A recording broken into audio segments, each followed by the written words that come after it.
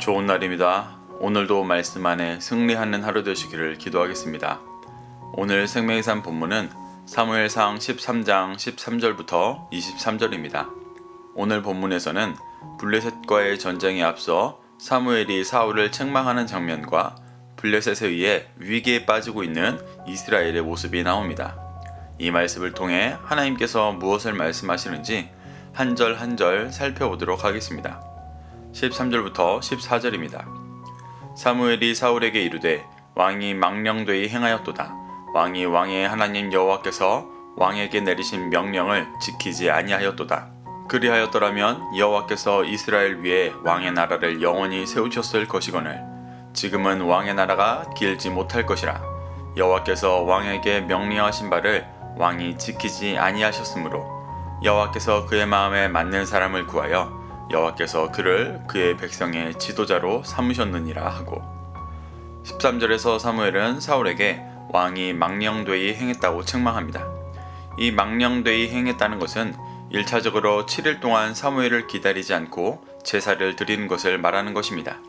하지만 뒤에서 나오는 구절을 통해 단지 제사를 드린 행위만을 책망하는 것이 아니라 사울이 7일 동안 회개하지 않고 헛된 제사를 할 수밖에 없었던 근본적인 태도에 대해 책망하는 것을 볼 수 있습니다. 사무엘이 사울에게 망령되이 행했다고 하는 것은 여호와께서 왕에게 내리신 명령을 지키지 않은 것을 말합니다. 13장에 블레셋이 쳐들어온 후 하나님께서 사울에게 따로 명령하신 것이 기록되어 있지는 않습니다. 사무엘이 7일을 기다리라고 했다고 유추할 뿐입니다.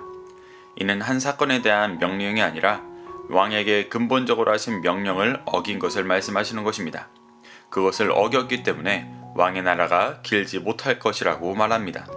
하나님께서 사울에게 하신 근본적인 명령은 신명기 17장 18절부터 19절에 잘 기록되어 있습니다. 하나님은 이스라엘의 왕이 세워지기 전 이미 왕의 기준을 설명하셨었습니다. 하나님은 제사장 나라의 왕은 말씀을 옆에 두고 읽어 여호와 경외하기를 배우고 율법, 규례를 지켜 행해야 한다고 말씀하셨습니다. 그래야 그 자손이 왕에 있는 날이 장구할 것이라고도 말씀하셨습니다. 사울은 이것을 어기고 회개의 기회로 주신 7일의 시간을 허비했기 때문에 자손들이 왕에 있는 날이 장구하지 못하게 된 것입니다. 이를 사무엘은 14절에서 왕의 나라가 길지 못할 것이라고 표현하고 있는 것입니다.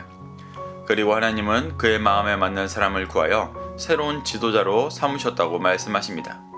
하나님께서 말씀하신 마음에 맞는 사람은 신명기 17장에서 말한 기준에 합한 사람이었습니다. 그는 다윗이었습니다.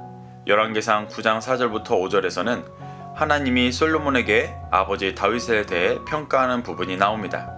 다윗은 마음을 온전히 하고 바르게 행하며 순종하고 법도와 율례를 지켰다고 말씀하십니다. 그는 제사장 나라의 왕으로서 정확히 신명기에서 말씀하신 왕의 기준을 행했었습니다. 그래서 하나님은 그 왕위를 영원히 견고하게 해주신다고 말씀하십니다. 지금 사울이 듣고 있는 것과는 정반대되는 평가입니다. 사무엘은 이렇게 사울이 제사장 나라의 왕으로서 살아가고 있지 않은 본질적인 태도에 대해 책망하고 떠납니다. 15절입니다. 사무엘이 일어나 길갈에서 떠나 베냐민 기브아로 올라가니라. 사울이 자기와 함께한 백성의 수를 세어보니 600명 가량이라. 사무엘은 길갈로 떠나 베냐민 기브아로 갔습니다. 기브아는 사울의 아들 요나단이 지키고 있던 곳이었습니다. 왕자였던 요나단에게 아버지의 영적인 상태를 설명하고 왕위의 계승과 관계없이 그 심령이 굳건하도록 격려하기 위해 간 것으로 추측됩니다. 그리고 사울에게 남은 백성이 600명이라고 말합니다. 이것이 백성이 흩어지는 것을 불안해하며 회개가 없이 형식적인 제사를 택한 사울의 열매였습니다. 형식적이고 문자적인 제사로는 열매를 결코 맺을 수가 없습니다. 16절부터 18절입니다. 사울과 그의 아들 요나단과 그들과 함께한 백성은 베냐민 게바에 있고 블레셋 사람들은 믹마스에 진쳤더니 노략군들이 세 대로 블레셋 사람들의 진영에서 나와서 한 대는 오브라 길을 따라서 수알 땅에 이르렀고 한 대는 베토른 길로 향하였고 한 대는 광야 쪽으로 스보임 골짜기가 내려다보이는 지역길로 향하였더라. 사울은 결국 아들이 있는 게바에 진을 쳤고 블레셋은 믹마스에 진을 쳤습니다. 그리고 블레셋은 노약군들을 세대로 나눠 기브아를 둘러싸는 형세로 이들을 진격시켰습니다. 여기서 노략군들은 전쟁의 선봉대를 뜻합니다. 고대 중근동 전쟁에서 이렇게 정예 선봉대를 먼저 보내 적의 기선을 제압하고 교란시키기 위해 상대 국가의 농작물, 과수동을 파헤치고 약탈하는 일을 수행했었다고 합니다. 그래서 노략군이라고 번역되었을 것이라 생각됩니다. 이들이 향했던 17절부터 18절 사이에 기록된 세 장소가 각 구역이 다 곡창지대였을 것으로 추측합니다. 블레셋은 이스라엘과의 전쟁을 목적으로 농작물을 약탈하고 있지만 이것은 영적으로 이스라엘이 열매 맺지 못하게 하는 이방의 대적자의 일을 보여주는 것이기도 합니다. 19절부터 21절입니다. 그때 이스라엘 온 땅에 철공이 없었으니 이는 블레셋 사람들이 말하기를 히브리 사람이 칼이나 창을 만들까 두렵다 하였습니다. 온 이스라엘 사람들이 각기 보습이나 삽이나 도끼나 괭이를 벼리려면 블레셋 사람들에게로 내려갔었는데 곧 그들이 괭이나 삽이나 쇠스랑이나 도끼나 쇠채찍이 무딜 때에 그리하였으므로 19절부터 이스라엘의 철제 무기가 없는 상황을 설명합니다. 이는 표면적으로 보면 이스라엘이 블레셋에 비해 군세가 약하고 무기도 약한 상황을 보여줍니다. 하지만 이는 영적으로 본다면 제사장 나라로서 열매 맺지 못하게 하는 이스라엘과 그 일을 회방하는 이방의 일을 보여줍니다. 이 구절을 보면 당시의 블레셋에는 철기 문화가 발달되어 있었고 이스라엘은 발달되지 않았었음을 볼 수 있습니다. 그래서 블레셋 사람들은 히브리 사람들이 칼과 창을 만들까봐 두려워하며 그 기술을 전수해주지 않았던 것으로 보입니다. 그 결과 이스라엘은 보습, 삽, 도끼, 괭이를 벼리려면 블레셋 사람들에게로 갔었다고 합니다. 벼린다는 것은 히브리어로 라타시로 두들겨 패 날카롭게 하다라는 뜻의 단어입니다. 무뎌진 철제 기구를 날카롭게 하는 것입니다. 20절과 21절에서 언급된 기구들은 모두 밀, 보리, 과수를 농사짓는 이스라엘의 농사와 관련된 농기구들입니다. 이것들이 날카롭지 못하다는 것은 열매를 맺기 어려운 상황을 말하는 것입니다. 성경에서 농사는 말씀이 심겨져 영혼이 구원되어지는 일을 비유합니다. 그래서 신약에서 농사와 관련된 비유들이 많이 기록되어 있습니다. 이스라엘은 제사장 나라로서 말씀을 심고 구원의 길을 쫓는 자들을 열매 맺어야 했습니다.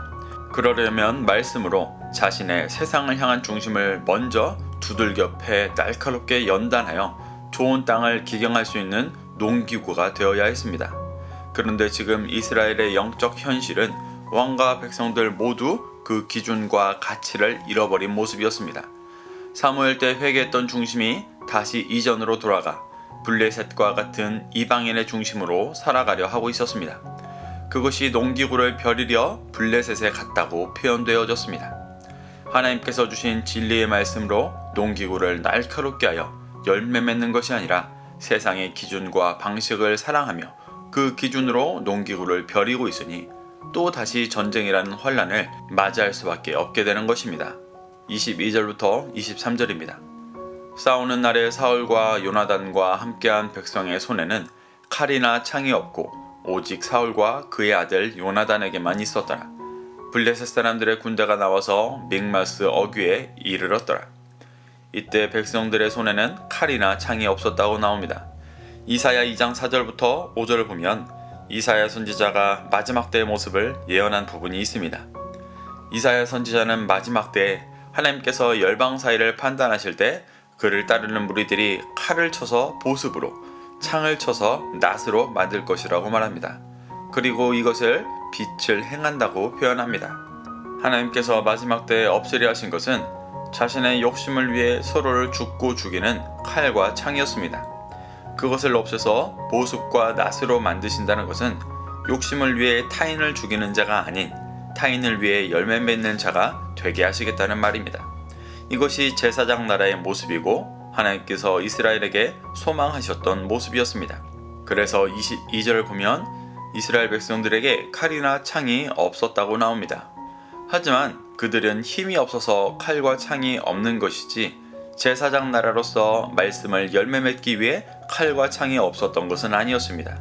그들에게는 말씀으로 연단된 날카로운 보습도 낫도 없었던 것이 이를 반증합니다.